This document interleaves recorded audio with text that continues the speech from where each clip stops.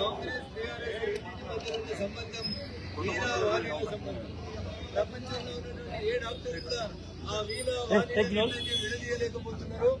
Congress TRS పార్టీల మధ్యలో ఉన్నటువంటి బంధం కూడా అట్లాంటి బంధమే. ఆ రెండు పార్టీలను కూడా ఎవరు విడదీయలేదు. ఒక మంచి పాలన రావాలంటే, ప్రజలకు మేలు జరగాలంటే, నర్సాపూర్ మున్సిపాలిటీలో అభివృద్ధి జరగాలంటే అది కేంద్రం ఇచ్చేటువంటి నిధులతోటి నరేంద్ర మోడీ గారి నాయకత్వంలోనే జరుగుతుంది తప్ప ఒకసారి 2 సార్లు 3 సార్లు 4 సార్లు 5 సార్లు ఎమ్మెల్యేలై మంత్రులై అవసరాల కోసం పార్టీలు మారుకుంటూ పోతున్నారు తప్ప నియోజకవర్గంలో మార్పులు రాకపోవడం అనేది బాధాకరమైనటువంటి విషయం. ఇకపోతే టీఆర్ఎస్ పార్టీ నుంచి ఇక్కడికి ఒక ఆయన ఇన్ఛార్జి వచ్చాడు. నా మీద ఎంపీకి పోటీ చేసినప్పుడు చెప్పిండు, నా దగ్గర బాగా సూట్ కేసులు ఉన్నాయి, నేను సూట్ కేసులతో ఎలక్షన్ గెలుస్తా అన్నాడు. సారు 200-300 కోట్లు ఖర్చు పెట్టిండు. ముచ్చట చెప్పిండు, ఎలక్షన్ మేనిఫెస్టో చెప్పమంటే ఫంక్షన్ హాల్ కట్టిస్తా, గరీబులకు చదువులు చెప్పిస్తా, ఫ్రీగా పెళ్లిళ్ళు చేపిస్తా, ఇట్లా చాలా విషయాలు చెప్పి మళ్ళా ముళ్ళలు చదువుకొని పోయినటువంటి వెంకట్రామరెడ్డి అనే ఎమ్మెల్సీ మళ్ళీ నర్సాపూర్ నియోజకవర్గానికి ఇన్ఛార్జిగా వచ్చి పైసలతోటి నర్సాపూర్ నియోజకవర్గ ఓటర్లని కొనుగోలు చేయాలనేటువంటి కుట్ర చేస్తా ఉన్నాడు.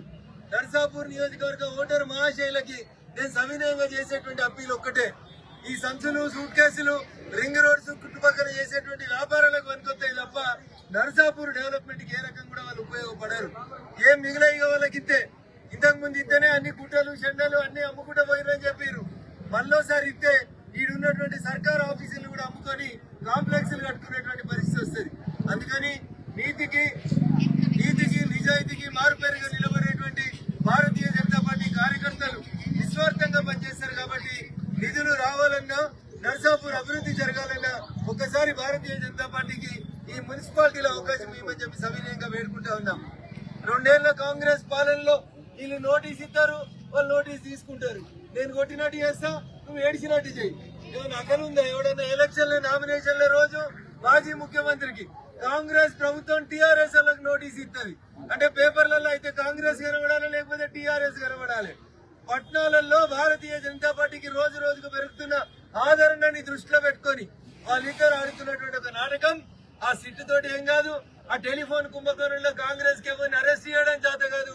కాబట్టి ఒక్కసారి ప్రజలారా ఆలోచించండి. నేను మళ్ళీ చెప్తున్నా, ఒక నాణానికి బొమ్మ కాంగ్రెస్ అయితే బొరుసు టీఆర్ఎస్. ఒకసారి వాళ్ళు అటు పోతున్నారు, ఇంకోసారి వీళ్ళు ఇటు వస్తున్నారు తప్ప ఇంకోటి మార్పు లేదు. అందుకని భారతీయ జనతా పార్టీ కౌన్సిలర్ అభ్యర్థులు ఆశీర్వదించి ఈ మున్సిపాలిటీ మీద మా జెండా ఎగిరేసేందుకు అవకాశం ఇస్తే ఖచ్చితంగా గత 2.5 దశాబ్దాలుగా జరిగినటువంటి మార్పుని నర్సాపూర్ మున్సిపాలిటీలో తీసుకొస్తామని చెప్పి ఈ సందర్భంగా తెలియజేస్తూ సెలవు తీసుకుంటా ఉన్నా. జై హింద్.